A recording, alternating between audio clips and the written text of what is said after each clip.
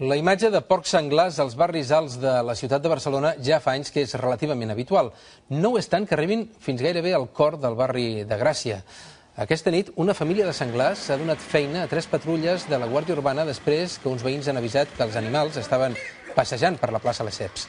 Els agents han hagut de perseguir els senglars durant ben bé una hora fins a reconduir-los cap a la Ronda de Dalt. Fa uns quants anys que l'Ajuntament fa batudes periòdiques, però fins ara han estat poc efectives.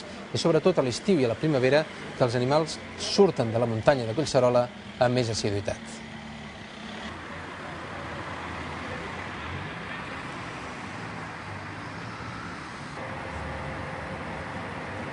Aquesta nit, aquesta família de senglars ha fet anar de bòlit 3 patrulles de la Guàrdia Urbana després que uns veïns han avisat que els animals estaven passejant per la plaça Lesseps.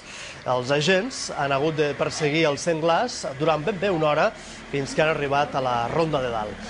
Fa uns quants anys que l'Ajuntament fa batudes periòdiques, però fins ara han estat poc efectives. És sobretot a l'estiu i a la primavera que aquests animals surten de la muntanya de Collserola amb més assiduïtat.